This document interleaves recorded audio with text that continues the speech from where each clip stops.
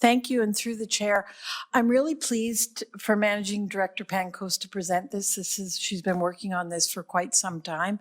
And as somebody who's a firm believer in having a plan and having strategy, I'm really excited to see this. So go ahead, Rochelle. Thank you. Thank you, City Manager, and through the chair, I am grateful that everybody had a chance for a bio break because unfortunately this is a fairly lengthy presentation. It's really meant to provide context as to what we're all about as an energy business inside a municipality and what that means for us, what it means for how we got to where we are, and an outlook for where we're going, so that by the end, the strategy is almost unremarkable, that it's more obvious as to how we get to that outcome. So it's also meant to educate and inform and provide context for some of the announcements we've made regarding Samus Solar and other sorts of actions that we're taking. So I'll essentially walk through what the energy business is about, really that it has provided a significant Medicine Hat advantage, and I'll show you in ways that we can see that every day. And then I'll shift from where we've come from to where we're going and cover a number of the challenges and uncertainties that we're facing that really this strategy is meant to address, resulting in the strategic pillars and an update on where we're at on those strategic pillars. So some of you may recognize this individual, former Mayor Ted Grimm. He was a key element through time of our energy business, but really this is just meant to kick off where we come from. So really to highlight that this is a rare scope. We have a unique identity. We talk about it all the time, but I don't know that our local community truly recognizes how unique we are. We're not just a typical municipality with typical accountabilities. We also have natural gas distribution, electric distribution, natural gas production, and electric generation. There are others who may have the distribution, and Calgary would be a variant, for instance, having electric generation through ENMAX, but we do have significantly more accountabilities than typical municipality. Don't get worried about all the detail on this slide. These are just pie charts to show that when we're comparing ourselves against typical municipalities, if you look at the yellow, that is municipal representation, and if you include environmental utilities, which is your water, sewer, solid waste, for instance, that is often typical with a municipality, that would be the portion that you would see in other areas. All the other colors, the colorful elements outside the yellow and gray, is the energy portion. So the one on the left is showing that in terms of energy expenses, we're almost half. So we're pretty well doubling what a typical municipality of this side would see in terms of expenses. And similarly on revenues, we are 2/3 of the revenues on the energy side as a typical municipality. And on debt, we're just under half. So it's difficult to do apples to apples comparison and kind of benchmarking when you're looking at other municipalities because they just don't have the same cost structure or revenue structure that we do. And to note, just a quick statistic, 15% of our employee base is also in the Energy, Land and Environment division, plus support from the shared service areas and the staff in those areas. So again, difficult to determine true benchmarking when we're looking at other cities. This is just a quick timeline. We've put a select number of examples up there, but really just to highlight that both natural gas and electricity is part of who we are. We were literally built on top of natural gas and founded largely because of natural gas. And in fact, looking at that timeline, I believe it was 1906 that the city was officially formed into a city. So our natural gas side started before that occurred. In fact, with bylaws passing in to create a municipal gas system even prior to becoming a city. And certainly in 1910, we leveraged that natural gas to start electric generation.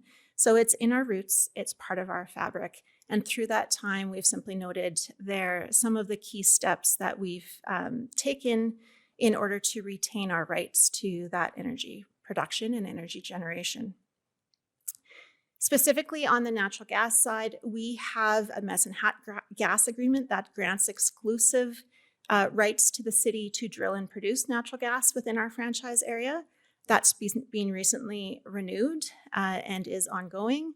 We also have an order in council allowing us to acquire mines and mineral interests, and that is ongoing, as well as additional exceptions that we've been able to leverage.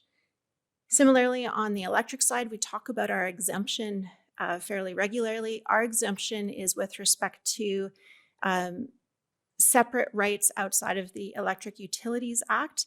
It means that our local consumers don't pay for provincial transmission tariffs when we were able to self-supply it locally. It means that we can actually own generating assets, despite municipalities typically not being allowed to own generating assets. It means council gets to regulate our distribution rates rather than the Alberta Utilities Commission. And it means that we are the exclusive retailer locally for electricity within our franchise area. However, anything we do to interface with the provincial grid, we still have to follow provincial rules with those exports or imports.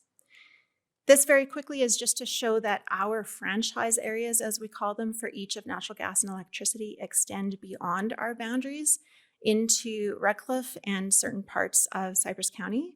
So again, very unique in that our interest covers beyond our typical municipal governance boundary. So ultimately, we, as I've said, these enterprise businesses are a fabric of who the city of Medicine Hat is, and dating back to the first discovery of natural gas. And although we operate and are legally within a single legal entity, we do what we can to act as if we are separate, the municipal side versus the business sides, despite being under a united leadership structure. So we try to separate ourselves financially in particular, and try to minimize cross-subsidization and other sorts of things so that decision-making is kept whole within each area. That being said, if we were to look to other municipalities or other typical businesses, they are different animals. On the municipal side, it is about cost recovery from taxpayers and user fees. It is about quality of life and common goods services, elected officials as the decision makers, and high transparency as public servants, and often public accounting standards. Whereas at the typical business side, if we were a separate entity like any other business entity, typically they invest to generate profits for growth. They're economically driven. There's experts or boards as decision makers. They're a bit more cautious when it comes to transparency because they're mindful of strategic and commercial interests, and often will follow different accounting standards, whether it be IFRS, International Financial Reporting Standards, as an example. In our case, we are housed within one legal entity, common processes, and again, we're kind of a blend of two different approaches. This slide and these blue next slides, we've opted to reuse from some preliminary work from KPMG, who's looking at our energy business review.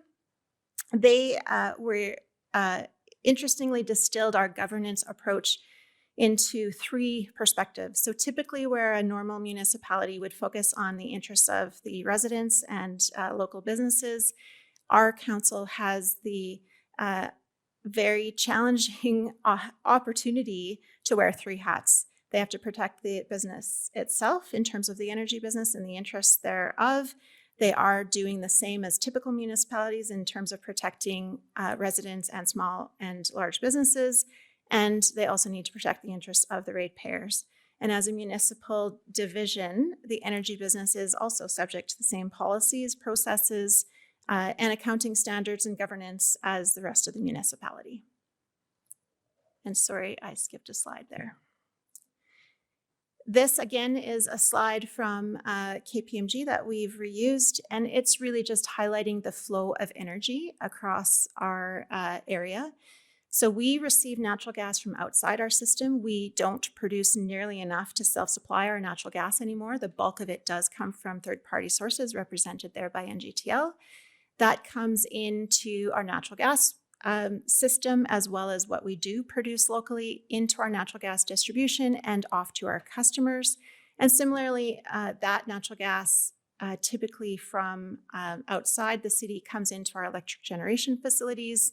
And then that electricity is distributed either through exports to the Alberta grid or through our distribution system to our local customers. This is a representation of the cash flow. Ultimately, through utility bills and exports, we receive essentially our revenue. Some of that revenue goes off to environmental utilities, but the rest of that from exports and the utility bills go into the energy business revenue. And that is used to cover our operating cash costs as well as sustaining capital. So poles and wires and substations and generating assets, et cetera, as well as debt repayment for those sorts of things. And collectively, that revenue less the operating cash costs, less the debt, less the sustaining capex provides the free cash flow. And that is what's available for the dividend back into city accounts. So that's where we came from. The question is, what has it offered us? Is it worth having an energy business? So we really do believe that the energy business drives value, particularly because of the existence of our exemptions and the extra rights that have been afforded to the city. And we are careful to honor that history and respect that exemption value. And we do that by a number of ways, but we recognize that those rights are essentially enshrined in legislation, but that legislation is ultimately a bit of a political animal. So we not only seek to abide by the letter of that legislation, but by the spirit of that legislation and the rights related thereto. So where practical, not only do we try to follow the spirit and intent, but we also try to emulate what's happening in the rest of the province. And we actually do that for a couple of reasons. If we follow what's happening in the rest of the province, we're minimizing the gap to the consumer. Some people would say, let's create a bigger gap and create a better advantage for our customers. But that actually attracts attention of our competitors provincially and puts risk to that legislative animal in our exemption. Similarly, the greater the gap with provincial entities, if we have a different rate structure for our default electricity rate, for instance, than the province, that might attract unwanted attention externally as well. So we're careful to try to balance what's happening locally with what's happening provincially so that we minimize the gap between the two and minimize unwanted attention to try to undo our exemption. And through history, we have seen both qualitative and quantitative benefits through city ownership of our energy businesses. Local ownership has supported local employees, and that income goes back into the community. Because we are all here and community-minded, there's a quicker response time with pride of ownership. There's economic development synergies. We've often been touted as a shop with one-stop shop in terms of being able to try to promote the advantages within the city. There's emergency support synergies across the service side, essential service side, as well as emergency services and more. And there's more detail in a prior open council package that is noted there as well. We've also continued competitive pricing, which you'll see shortly on a separate benchmark slide.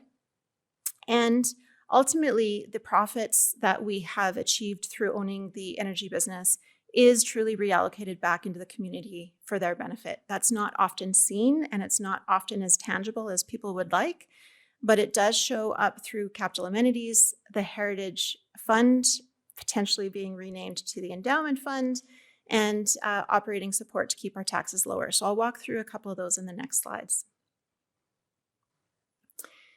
This slide shows for the last 10 years what the annual dividend summary has been for the energy business. I would have loved to have gone back further. Had we gone back further, you would really show that a bulk of the proceeds would have come from our natural gas production business, previously known as NGPR. But more recently, that business with lower production has ultimately been closer to drawing funds in order to pay for our abandoned reserve obligations. And more recently, it's been the electric generation that has been providing dividends back into the city. Of course, you can see that's a pretty volatile outlook. It's not something that we can set at a defined number and have confidence in. It often varies with commodity prices, with the 2015-2016 period being quite low again in 2020, And the more recent commodity price spikes on the electric generation side translated into higher dividends, as well, as shown through the yellow bars is electric generation. And if you add that 10-year period up over that time period, it equates to over $500 million. So certainly proceeds coming into the city, but unreliable and very cyclical. Those proceeds then go to a number of sources at council's discretion. On the left, it might be a little bit difficult to see, but it has been taken from our 2022 Parks and Rec Master Plan report. And that highlights that we have higher number of amenities than is typical for a community of this size. So as an example, there's nearly 4 times the hectares of parkland per 1,000 residents. So you can look at that in more detail, but the ability to fund those types of amenities is partly because of the extra injection from proceeds from the energy business. On the right-hand side, it's the balance of our Heritage Savings Reserve, moving more recently on that uptick of the dividend from higher electricity prices in particular, close to $200 million. And at $200 million, that balance, if we were to assume a 4.7 interest rate, that would deliver $9.4 million per year into city operations. Now, you'll have heard from Director Barta earlier, the number we expect is actually less than that, and that's because we choose to put some of that money back into the Heritage Savings Fund to make sure that the balance is kept whole and protected from inflation. That being said, whatever we do pull from extra interest earnings from the Heritage Savings Fund, every $900,000 is roughly an avoided 1% in property tax that we otherwise would need to collect from our taxpayers that we're instead able to draw from interest from the Heritage Savings Reserve Fund. But not only do we get value from that perspective, we have been able to keep property taxes relatively low despite the extra amenities. This isn't our data. This is pulled from a City of Calgary study, but it is showing Medicine Hat as the circled item and showing that we are on the lower end of that and have been able to maintain that somewhat through time. Now, I know this is always a little bit controversial. This particular example is a bungalow, but when we looked at that study at that time, there were a number of examples that showed a similar outcome. And so lower property taxes, we're able to have higher amenities, and this is 2023 data benchmarking against our peers, that we also have an advantage in our utility rates. So 2023, as you'll recall, was a particularly challenging year. That's a year that we saw a 32-cent electricity price in August, and there was significant concern about that. So that is the year that we're reflecting here, and it still shows Medicine Hat is shown in the box.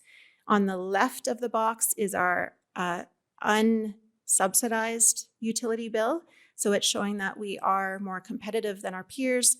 But the box on the right is as if we applied the full cost pressure relief, $33 million that each of the utility holders had received against the 2023 bill. It lowered it that much further. And we were able to do that because we had funds from our energy business. So I hope I've shown, at least with the evidence provided today, we have higher amenities, we have lower property taxes, we have ongoing interest income from our Heritage Savings Reserve, and we've been able to do that while maintaining lower utility prices for the average household. So it's been great getting here. How about where are we going? And where we're going is a very different future than where we've come from. We're facing a high degree of uncertainties and variables that are outside of our control largely, and we're finding a path forward and looking to navigate through them. But I think it's important for the community and for council to understand what those are so that you can see the context for how we're making choices today. And really, energy transition is top of the list. Energy transition is really the driver for each of the following items. It's highly uncertain as to where we're ultimately going to land, but I'm going to walk through some of the background for that. walk through some of the changes that are ongoing with the Alberta electricity market, technology solutions that could fit into both A and B, the energy business review that's pending and expected to come later this year, and what the city's financial capacity is to help provide the tools to navigate through some of those challenges. So starting with energy transition, I'll highlight that energy transition for the energy business is not about the environment per se. It's about managing regulatory risk and how we comply with what we expect to face through time, while being mindful of some of the broader sustainable development considerations, but it's really regulatory management that we're focused on. So this stems back to an international focus. It starts with the United Nations Framework Convention on Climate Change. I'm not going through all the dates, but they do meet regularly as a conference of the parties. And I've just identified some of the more focused agreements that have been landed. And one of the more recent ones was COP21, the Paris Agreement. And I'll note that's where the language urging parties, which are the international member parties, towards just transitions to net zero emissions by or around mid-century. So that's really the driver. It's internationally driven. It's in response to climate change. For what it's worth, the different nations are responding from there in order to meet their international commitments. And this is Canada's response at the federal level. I'm not going to go through the detail here, but ultimately orange was the current state emissions, and with each successive introduction of emission reduction plans, they're targeting a lower and lower number, and those are all reductions that they're expected to see by 2030. And I'll highlight a couple of key from a regulatory perspective. In 2021, the federal government introduced the Canadian Net Zero Emissions Accountability Act, and that really does shrine for Canada net zero by 2050 commitment. And that's meant to satisfy their international obligation. But of course, that's just an assertion. They need the plan to deliver behind that. 1 year later, they introduced Canada's 2030 emission reduction plan. And that is the plan that is meant to get to net zero by 2050. It does introduce the increasing $15 per ton to get to $170 per ton by 2030. That's for large final emitters, and requires net zero electricity on a much accelerated basis by 2035. They've since translated that into draft regulations for clean electricity. So if you hear CER, clean electricity regulations, that's what it's about. It establishes net zero for the entire Canadian electric industry by 2035.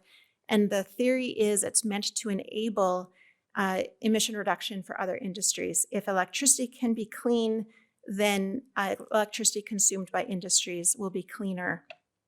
And this is the fear, so to speak, if I was to be that blunt, of what's driving some of our considerations today. It has proposed an emission standard for the electricity fleet that would be significantly lower than today. It would require our assets that we have today to have carbon capture mitigation installed in order to reach 0.03 tons per megawatt hour versus their current that ranges between 0.35 and 0.42 today.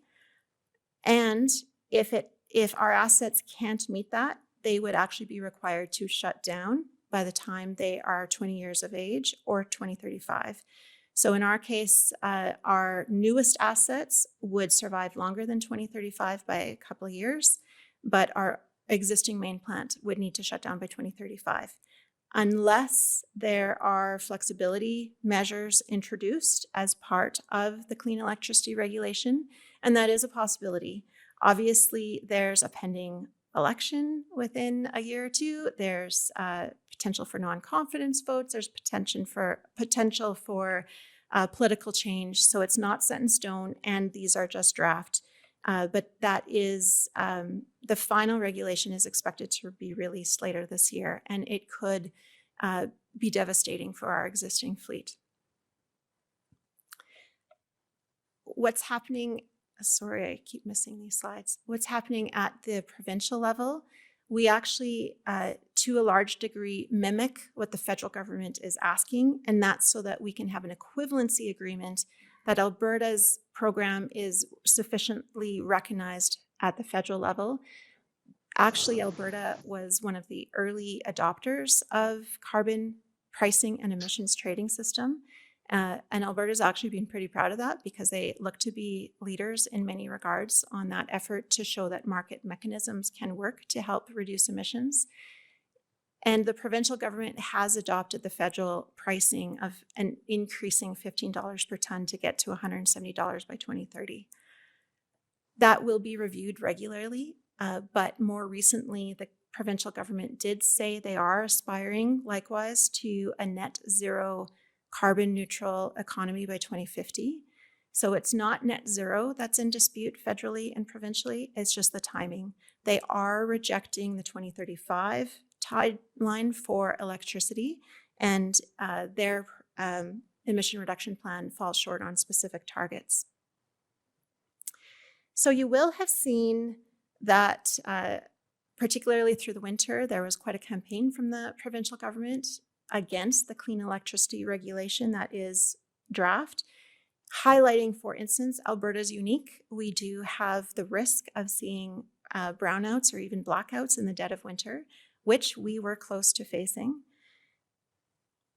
But why are we seeing the jurisdictional battle?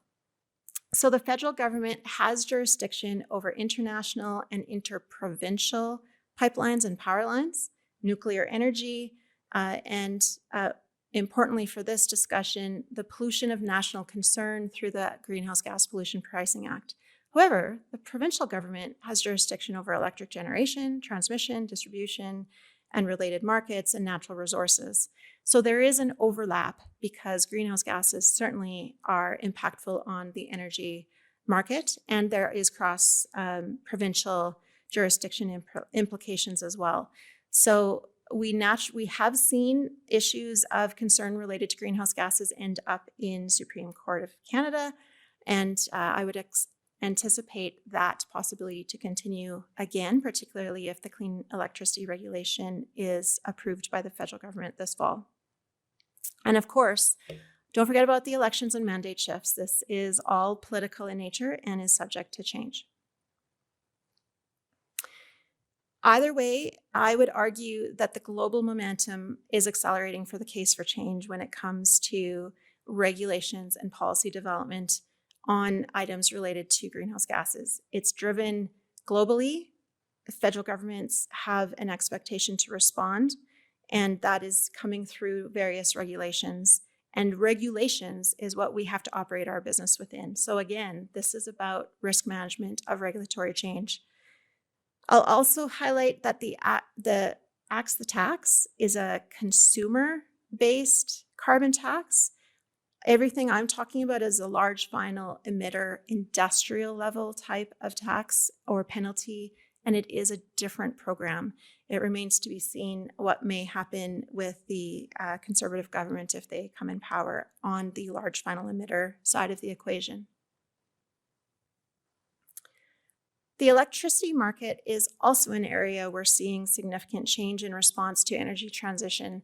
This is actually slightly dated data from 2023. It shows that we still had 6% coal. We are now off coal in the province.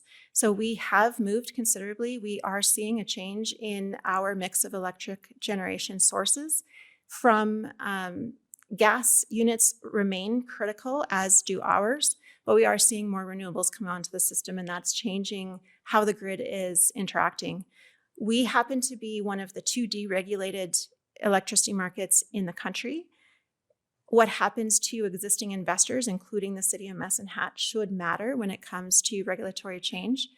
Alberta is also somewhat isolated from other provinces, so when you think of interties between provinces, those are a bit of relief valve. If we have too much supply or not enough supply, we could draw or send power between provinces. We have very small intertie lines, so our relief valve is limited.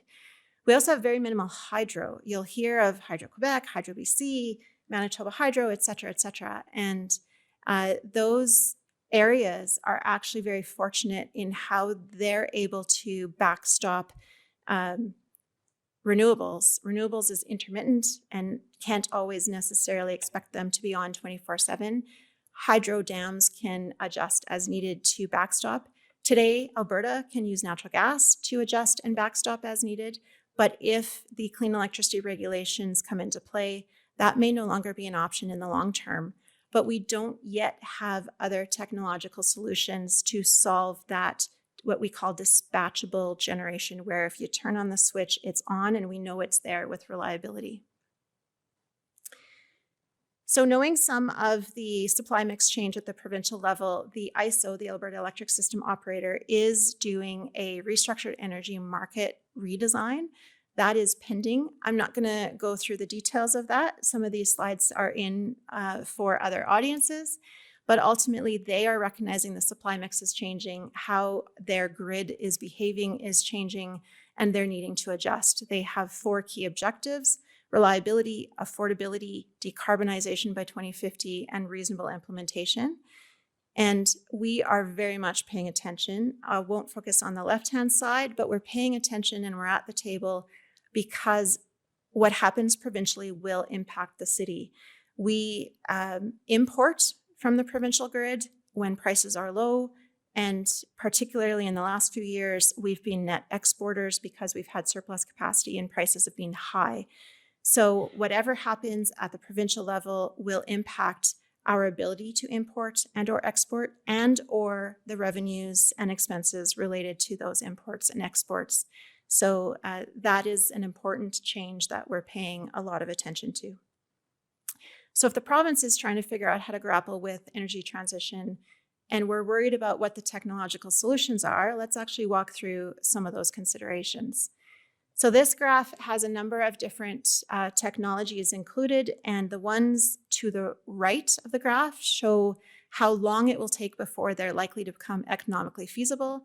And the higher up the graph means that today, at least, they're not as competitive. So the far top right, for instance, is nuclear.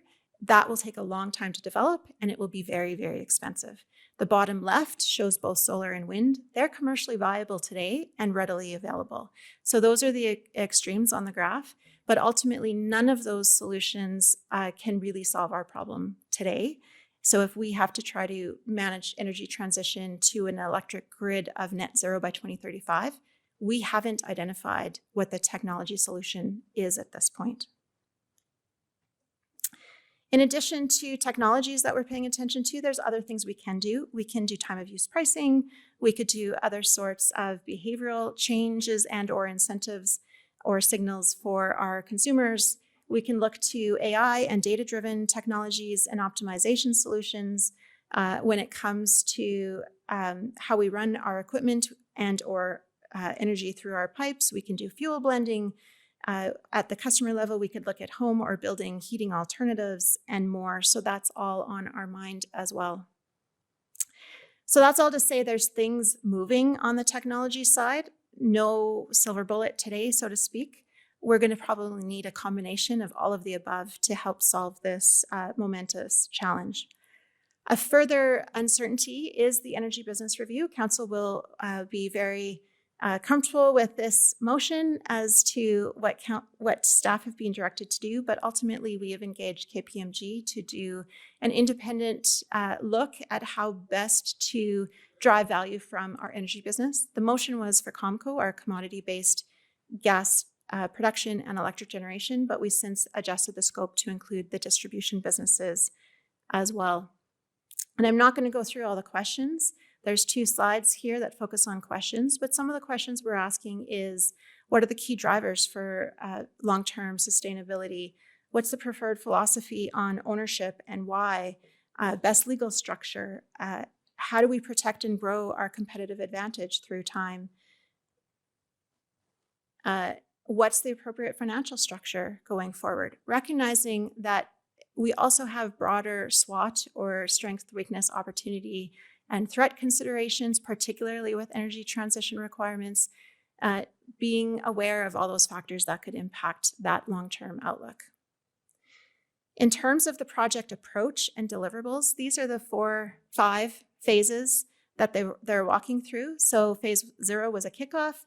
Phase 1 was a current state to show that they truly understood how unique we are and what that looks like for the city. Phase 2 is a strategic assessment of making sure that they did that SWOT analysis and other environmental strategic considerations and knew all the driving factors that could impact us. Phase 3 is option analysis, where they look at all the various possibilities of how to move forward and do appropriate analysis as to what that means within the city Medicine Hat.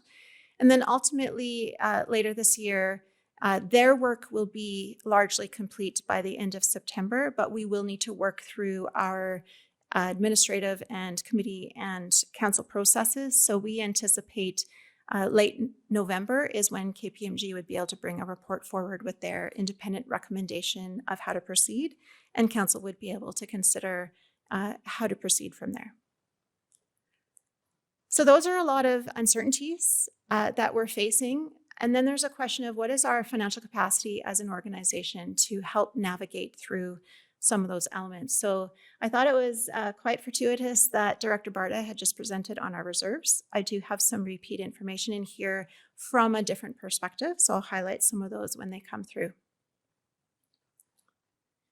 So you'll see I'm focused largely on electric generation through this deck, and it is because we see a more urgent and wholesale change expected in that area, largely driven by the possibility of a clean electricity regulation or something somewhat similar. And as an example to help highlight what we might need to consider for our electric generation, existing fleet options are on the left. And really, we could continue without any mitigation of greenhouse gas emissions on our assets and just keep paying the credit charges or the penalty charges. That will increase $15 per ton per year. Last year, we paid $8 million, and that would expect to be increasing every year. That means we'll become either more costly to our customers or less competitive compared to something like renewables, for instance. So that's not a great option, but ultimately, we will look at all of these options to determine what the best option is. We could abate or mitigate the emissions on our existing fleet, and you could do that through applying carbon capture technology on our assets and or fuel blending or other sorts of things. And we are working through that homework as well. We could also look at new asset options to diversify our fleet so that we're not entirely gas-based, which does deliver significant greenhouse gas emissions. So we could look at diversifying by adding renewables. And as I mentioned, those are commercially viable today with readily available technology. So that is part of the impetus of our announcement on Sama Solar. And or we could look at further diversifying with other technologies that aren't yet readily available or readily commercially viable. And that would be through pilots, because without being proven solutions today, we'd first want to test and learn about it more. A third option is leveraging our intertie. And when I say intertie, our connection into the provincial grid. And that would be possible expansion to allow more of a relief valve for ourselves, to allow more imports if we're short of energy, and or more export capability if we are unusually long or surplus energy. So that's what are the more obvious options for our existing thermal fleet.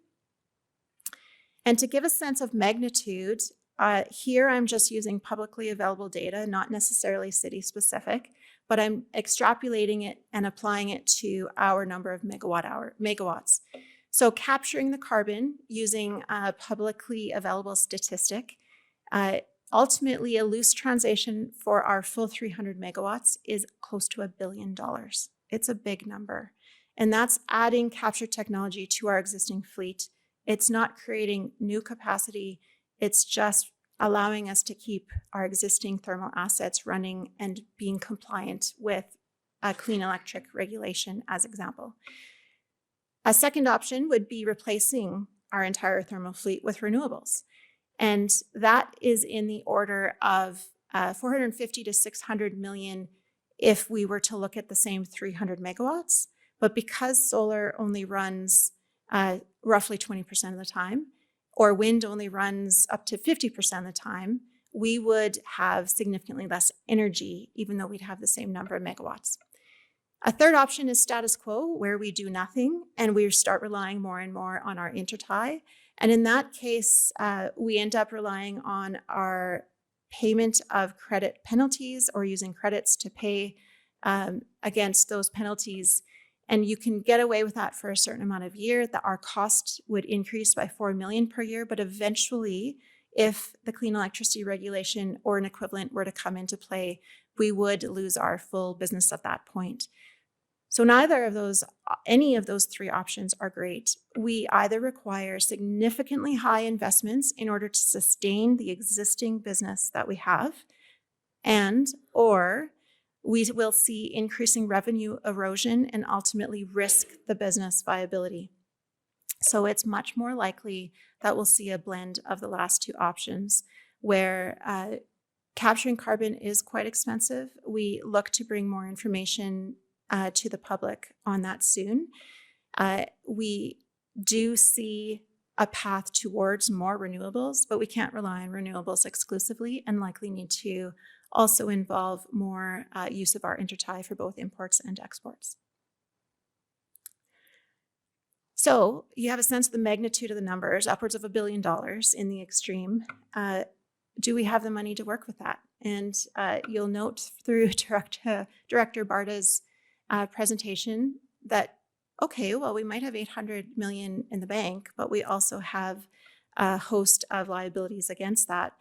This is a different view. In Director Barta's presentation, you saw net income.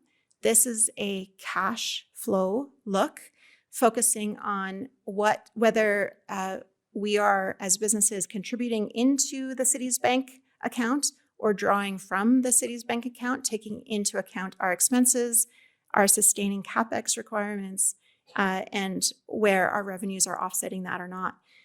This is showing a pretty stark outlook.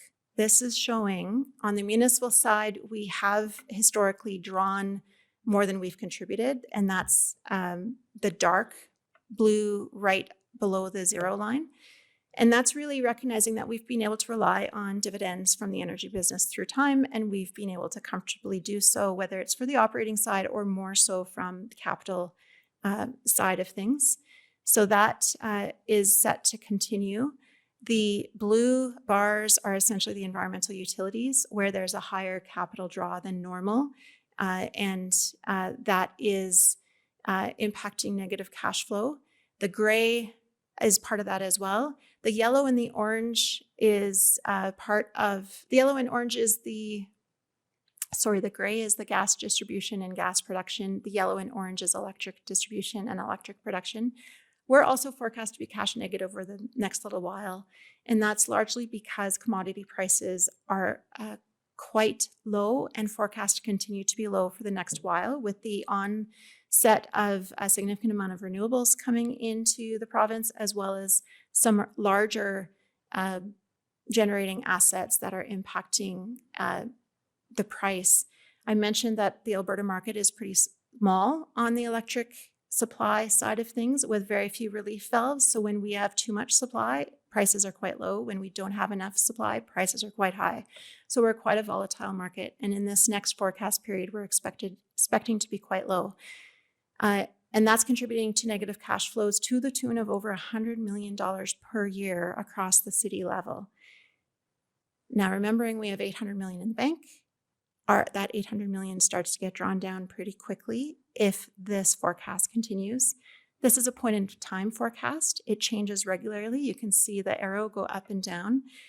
Every time the price forecast changes, that outlook will change. Every time we make an appropriate decision related to budget planning, that forecast will change. So we have ways to improve it from here, but we don't get to control the commodity price.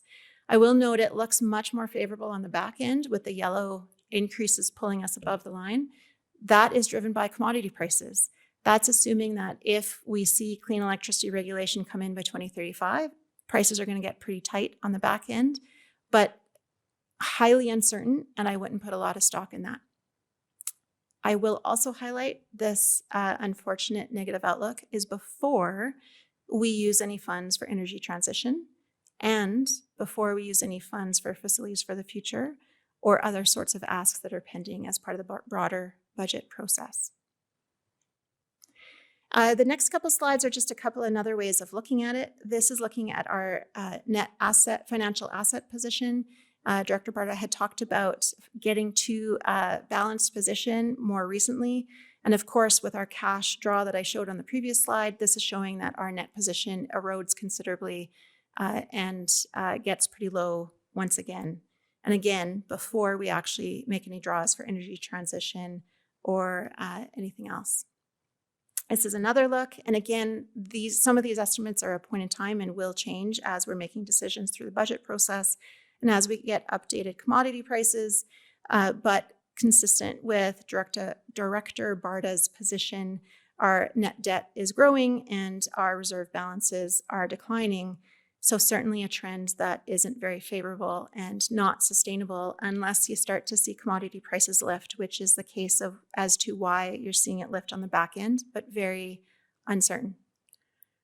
So that's a pretty negative message, but I do want to highlight the sky is not falling. Even though we are seeing a negative trend, that just means we have our work cut out for us. The liabilities we're facing with respect to our abandonment and reclamation obligations and our debt are not immediate, so we have some interim cash to work with.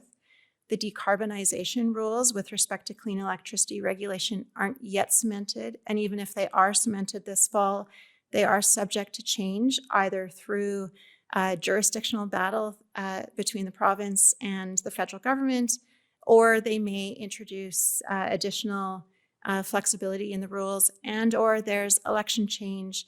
So it is uncertain, and I am optimistic that we will gain some flexibility, which will allow additional asset life for our assets, particularly our thermal assets, because we do entirely want to rely on them as long as we can. So ultimately, we do have some runway to prudently prepare, but we do have our work cut out for us on both the municipal side and the energy business side. So that's a lot of context. This next part should be underwhelming because it should be a little bit more obvious.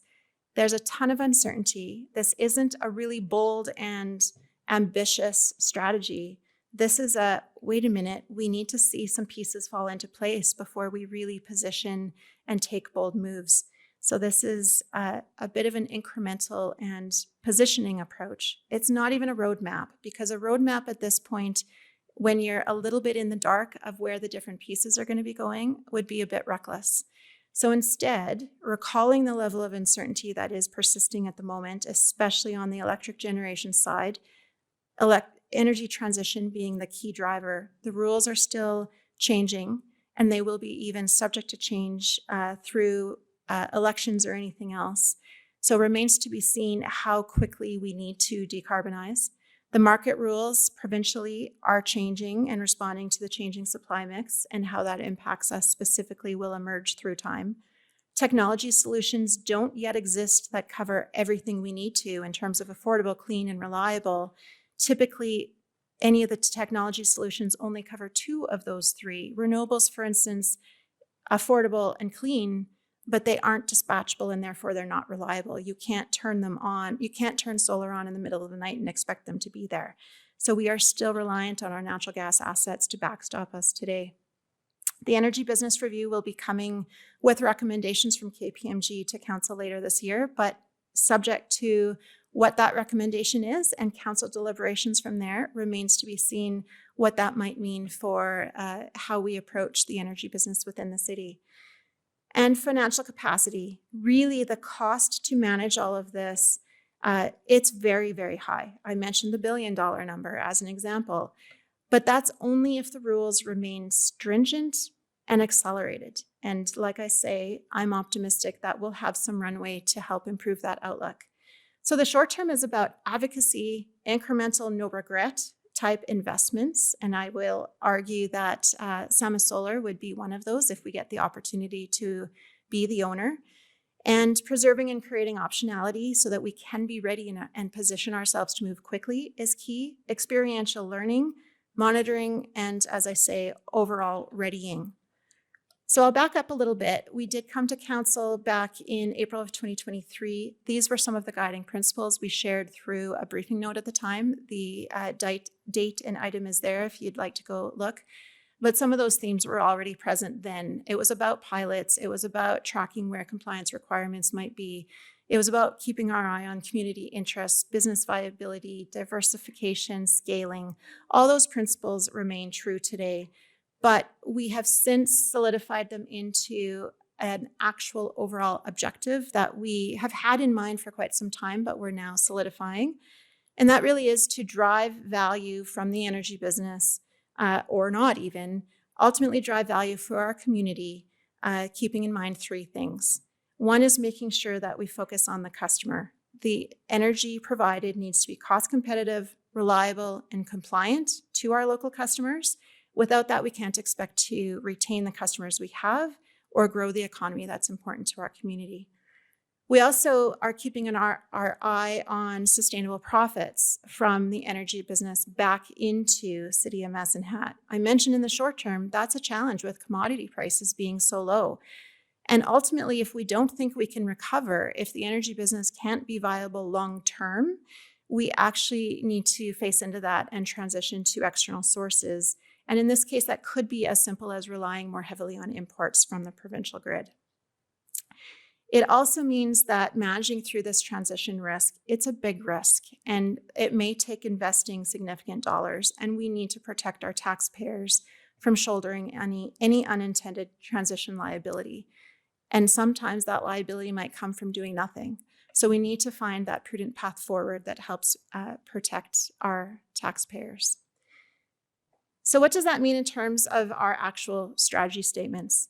Really, it's about navigating this energy transition period of high uncertainty in two areas, asset-based and non-asset-based. This is the asset side. So focusing on electric generation for our existing assets, it's recognizing our existing natural gas assets are critical to reliable supply of the city today.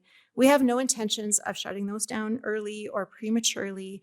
In fact, we'll continue to advocate for their ongoing usage for as long as we can in terms of being economically viable and compliant with regulations.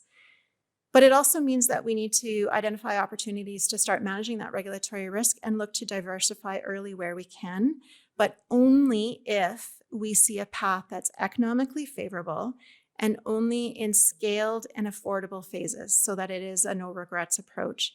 We don't have any plans of, for instance, Sama Solar. I've heard when I was at the municipal mingle, someone said, "Why are you spending $600 million? We have no intentions of spending $600 million anytime soon. What we've asked for is to have the regulator approve our ownership of or our purchase of the asset so that we can become the owner, so that we can control the rights to what we do with that site from here on out.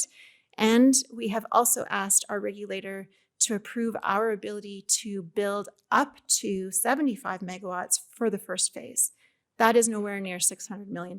We believe that's a number subject to further council definition and deliberation that we could consider building as a first phase, with subsequent phases only when it makes sense for our community. Distribution, also facing energy transition, more so on the electric distribution side from electrification and growth expectations. On the gas side, from expectations that consumers might start switching away from pure natural gas consumption for heating, as an example. But I would argue that that's secondary. The more urgent issue is on the electric generation supply side of the business, but that doesn't mean we shouldn't do nothing. We do need to slowly start preparing for electrification and heating alternatives and non-wires solutions. Natural gas production, we have already started the wind down with some of the prior closure decisions of our wells. So really looking to optimize our existing production through a natural wind down with potential for upside options from there. On the non-asset side, we aren't forgetting about technological change. We're monitoring advancements there and pursuing studies and pilots so that we learn more and we're ready to understand what makes sense and readiness to move forward if and when that time comes. Business model, ownership, and financial capacity. We're looking at the energy business review through our third party, and we continue with our financial team on financial planning and ensuring that we are positioning ourselves the best that we can for best value for the community. We are focusing on advocacy. As I said, we really are wanting to get the best value we can for as long as we can out of our natural gas-fired assets. And we are trying to influence both policy and regulatory changes, whether it be the greenhouse gas constraint side of things, the market design side, et cetera. And where possible, we are seeking provincial and federal grants to help us through those early steps of pilots or those sorts of things. And it's about our customers. So we're focused on customer retention and expansion. Our Clear Horizon Regional Carbon Capture Utilization and Storage Hub is about retaining and attracting customers for our broader base. We also have greater intentions of education and engagement with our customers, prioritizing the large customers first because they're the ones who will face the greatest impact of changes related to clean electricity regulations, for instance.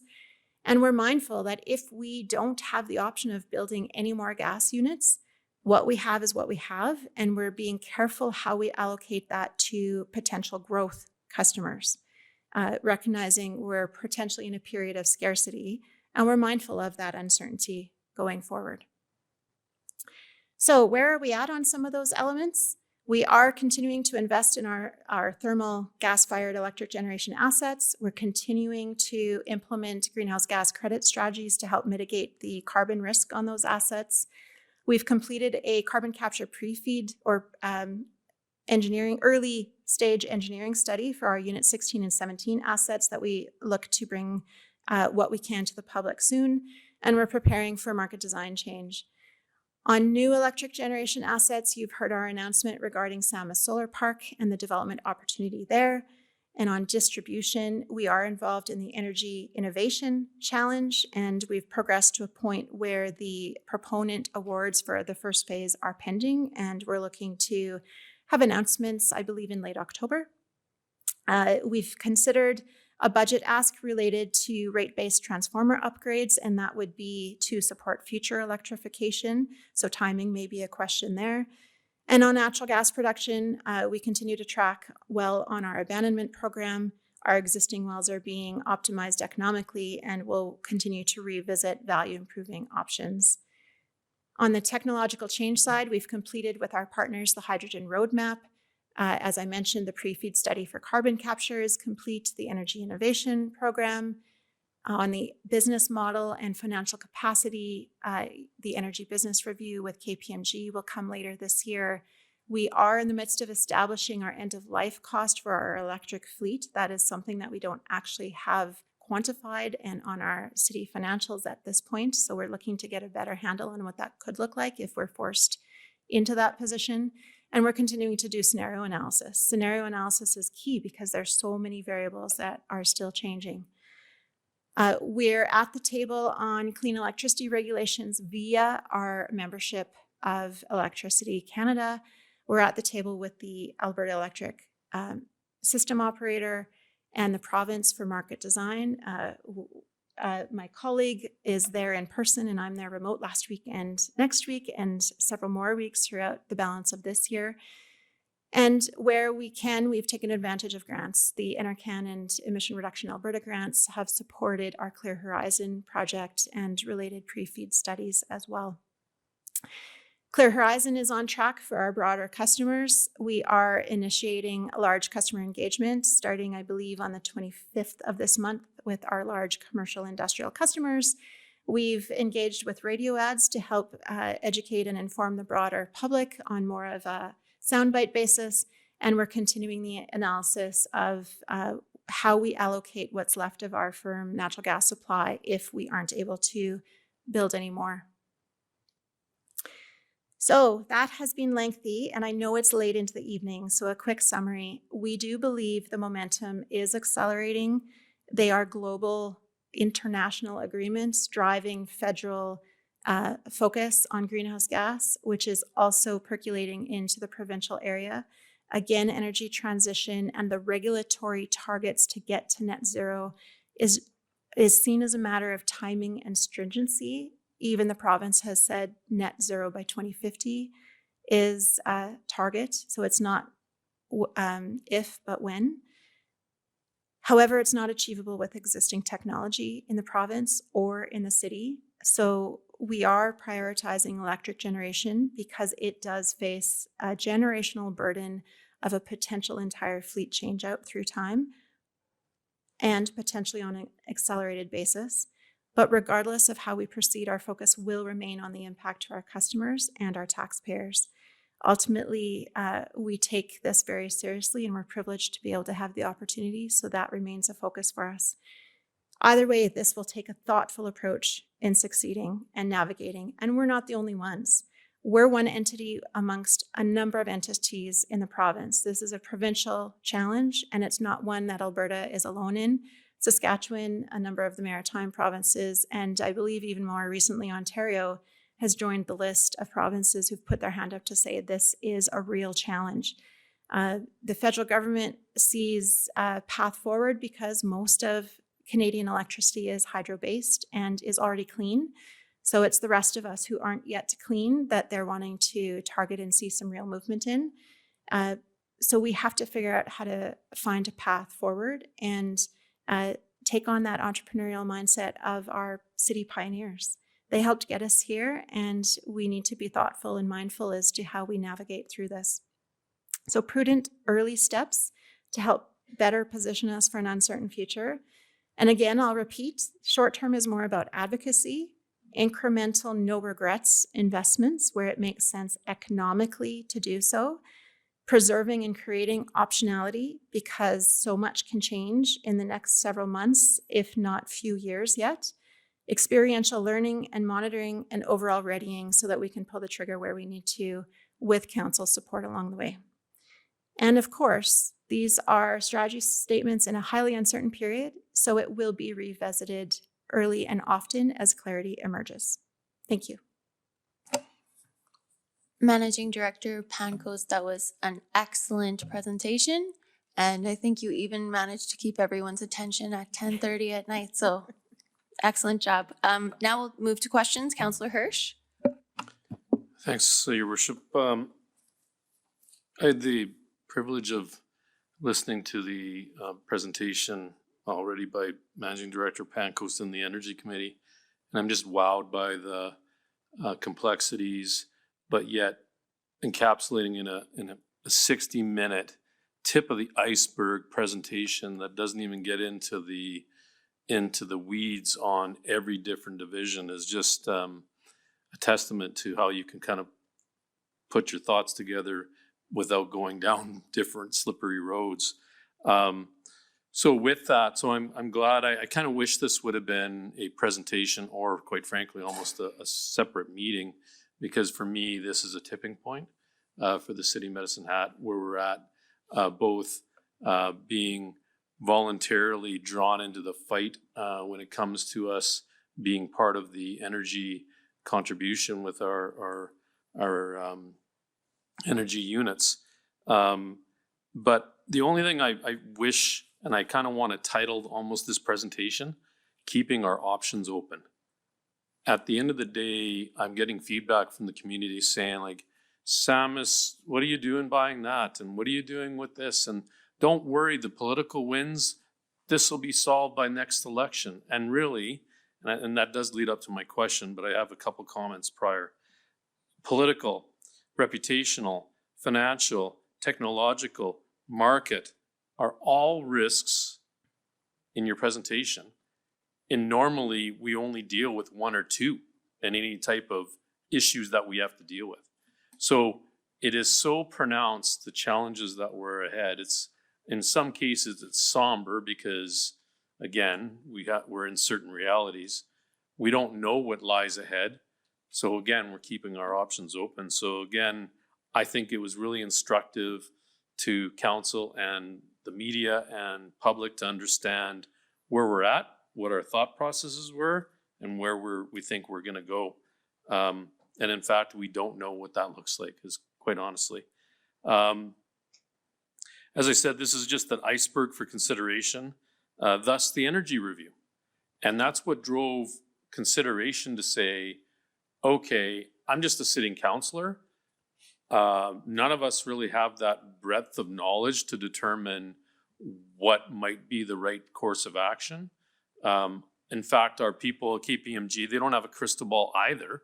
But at the end of the day, it's important that we become informed with our choices. So that's why I was so adamant that we needed to have that sort of review. I referred to it already, but you referred to it in your commentary, but maybe I get in the feedback all the time about, don't worry, just wait for the change in government. And you kind of alluded to it too a little bit. And I'm not going to put you into a political commentary, but I just wrote here, what is the feeling of a change in government and how may that affect our plan? Sure. Thank you through the chair to Councillor Hirsch. This really is about risk management of where could regulations go. So we do consider scenarios and alternatives of where regulations could go. But we do see a difference between consumer level type of carbon charges that you pay at the gas pump and on your home heating bill versus what we're seeing at the industrial level, like at electric generation or many of our local industrial counterparts. And typically, it is that pressure of what's happening in terms of international agreements. Certainly there's been the odd player, whether it's the United States or Russia from time to time, who've opted not to play ball at the international level. Canada always has. That could change. But I'll just comment that interestingly, the Federal Conservative Party has been silent at the large industrial final emitter level. They're very vocal at the consumer level, but silent at the industrial level. And to me, that's perhaps telling. Councillor Hirsch, your mic is still on. Councillor Dumanowski?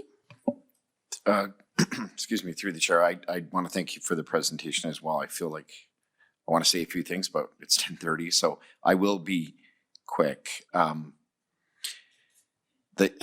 will be quick, under 10 minutes. No, I was curious, looking at or listening to all the slides and then the story that you tell, and I think it's important for people to understand, and certainly the presentation illustrates the complexity of current state of affairs and where we're going with so many variables that are uncertain. Some of them are very clear, as you've indicated, under the current regime of emission reduction.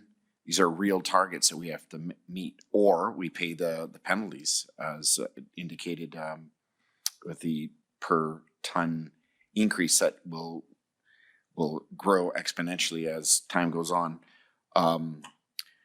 Your highlighting of the regulatory risks are huge. The drivers to change. For me, when I like Councillor Hirsch, I've had people ask me about the solar, Samus solar play that we've moved toward, and the need for it. And I think this clearly illustrates it as one lever toward writing the story as we move forward and creating some balance of risk as we move forward as well. But my curiosity, and I was going to ask you about it, but I'll just leave it maybe as a rhetorical statement or question, is the cash draw side that you talked about, the draw against our reserves. I think it's slide 252. It's alarming, and it also illustrates the necessity for us to create these reserves and delineate these reserves for the likes of transitioning into a different climate here very soon, and also the again, some of the abandonment and retrofitting costs that we're going to face with the eventuality of these systems coming to their end. So this just punctuates it. And so if we had more time, I would ask you to speak more to the cash deficit component and the draw and the projections in relation to that. But I hope anyone that's still listening at this time of the night reflects on those particular slides against some of the other earlier conversations. Thank you. Councillor Robbins? Yes, thank you, through the chair. I hadn't meant to say anything, but sitting here reflecting on last year and the public criticism that you personally faced, I'm very grateful that the city could see the expertise with which you manage your department.